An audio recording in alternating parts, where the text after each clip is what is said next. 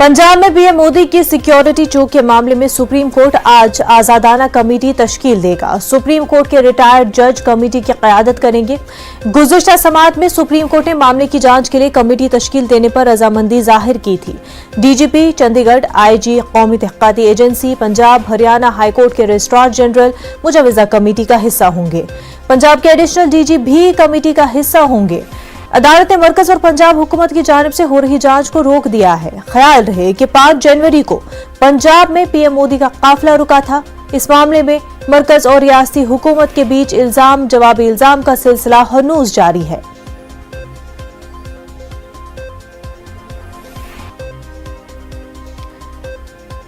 हमारे नुमाइंदे सुशील मजीद तफसीलात के साथ हमारे साथ जुड़ चुके हैं। सुशील, आजादाना कमेटी जो है आज तश्कील दी जाएगी इस पूरे मामले को लेकर के सुप्रीम कोर्ट के हवाले से। जी बिल्कुल, देखिए 10:30 बजे chief justice N V Ramana की बेंच इस पूरे मामले में अपना अहम आदेश जारी करेगी। हालांकि पिछली सुनवाई के दौरान ये कहा गया था सुप्रीम कोर्ट के द्वारा ही कि मामला प्रधानमंत्री की सुरक्षा की चूक से जुड़ा हुआ है और साथ ही साथ याचिकाकर्ता की तरफ से भी ये कहा गया है कि भविष्य में 2 प्रधानमंत्रियों के साथ ऐसी घटना घट गई है जिसको लेकर अब प्रधानमंत्री की सुरक्षा को लेकर एक बड़ा और कठोर कदम उठाने की आवश्यकता है। लिहाजा सुप्रीम कोर्ट इस मामले में कोई अहम आदेश जारी करे। सुप्रीम कोर्ट में केंद्र सरकार और पंजाब सरकार आमने सामने खड़ी थी अपनी जांच एजेंसियों को लेकर।